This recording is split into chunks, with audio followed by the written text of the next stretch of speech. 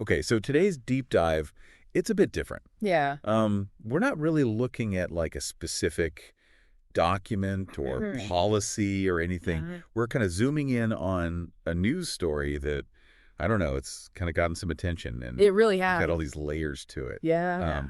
And I think it's worth kind of picking apart. So Absolutely. to set the stage, Yeah. we're talking about Representative Kay Granger. Okay. She's a Republican from Texas, Mm-hmm. been in Congress for a while, A long time. since 1997. Yeah, she's a powerful figure. Yeah, she's a major player. Especially recently as the chair of the House Appropriations Committee.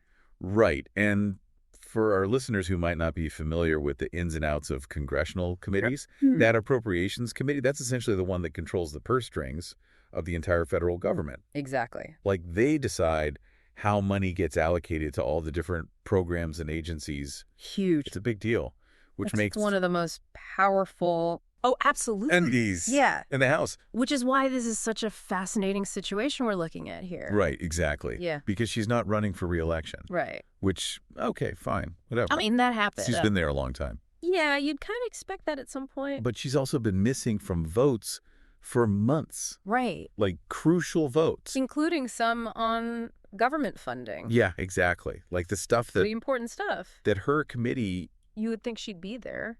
supposed to be, front and center Right. on, Right. and there's all this talk, all these rumors Yeah, there's a lot of whispers. about her health, about what's really going on. Right. And it gets kind of tricky. Yeah. Because how do you handle that as a government? Well, and that's what I think is so interesting about this whole thing. Yeah. There's no like set protocol Right.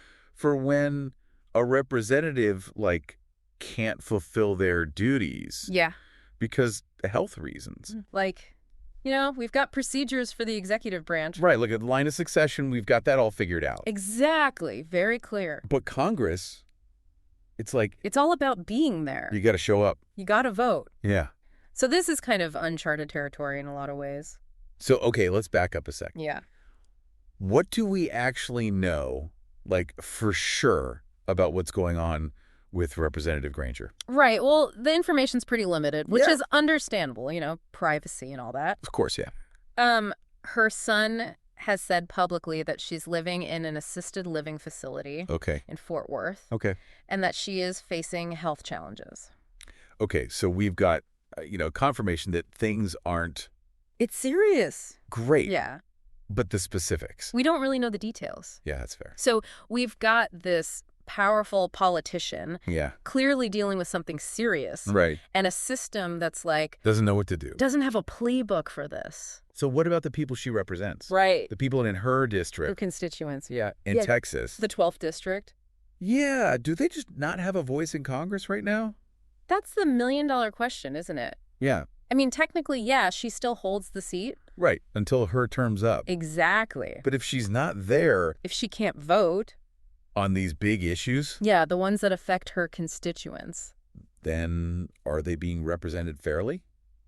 It's a tough question. It does kind of feel like there should be some mechanism Yeah, some sort of procedure. to address this. Well, and that's why this whole thing is causing such a stir, Right. because it's highlighting this gap In the system. in our procedures. Right, so some people are saying, hey, we need more transparency. Right, like about the health of our elected officials. Yeah, maybe even mandatory health evaluations. Which, that raises all sorts of questions. Right, privacy. Yeah. And Yeah. are we discriminating based on age? Exactly. It's a slippery slope. Yeah. And then you have folks on the other side saying, well, what about term limits? Right, to avoid these situations altogether. To make sure that someone who's maybe not up to the job. Doesn't stay in power. Right. But again, that's a whole other can of worms. It is. With all sorts of... There are arguments for and against. Yeah, yeah. It's not a simple issue. It's so interesting, though, because this isn't just a one-off thing with Representative Granger. No, not at all. Right. This kind of speaks to a much bigger trend. Absolutely. Like you mentioned earlier, aging leadership. Yeah. It's a global phenomenon. You really... We're seeing it all over the world. Yeah. The average age of world leaders is going up. It's true. And that raises all sorts of interesting questions. What does it mean for representation? Right. Are the people in power reflecting the demographics of the population? Yeah. And what about the transfer of power? Yeah, how do we make sure that happens smoothly? Especially when you have leaders who might be, facing health issues or cognitive decline. And how do you lead a world that's changing so rapidly Right. when you've got this, older generation in charge? It's a challenge. I mean, here in the U.S., this Congress, It's one of the oldest in history. yeah, the average age is almost 60. Think about that. So this isn't just some inside baseball story. No. This is something that could have huge ripple effects On politics on how countries are run around the world. around the world. Yeah, so for everyone listening, This is something to pay attention to. this affects all of us. It does. Yeah, So it makes you think, like, what do we want from our leaders? right. Do we need age limits? Are those fair? Yeah. Or do we need better systems for, transitioning power? When a leader is no longer able to serve effectively? It's tough. It's complicated.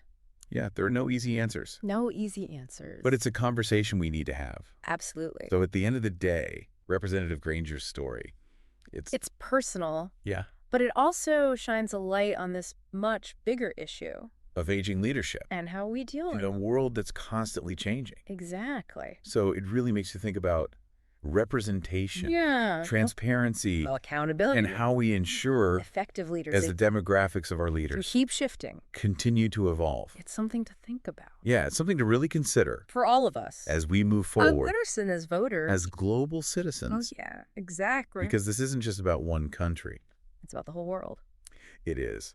So who knows? Maybe this deep dive will kind of spark some curiosity, Yeah. get you thinking about the political landscape, Not just in your own backyard, but all over. all over the globe. Because sometimes one story can open up a whole universe of questions. It really can. And it's up to us to kind of grapple with them to find the answer. and to shape the future So keep thinking, keep asking questions. and keep exploring. That's what it's all about. That's the deep dive. Thanks for joining us. Thanks for listening. We'll see you next time. See you then. Today is your lucky day. Today is the day that our $3 website works for you, paying you directly to your PayPal daily. Imagine $3 ongoing continuous payments to your PayPal account.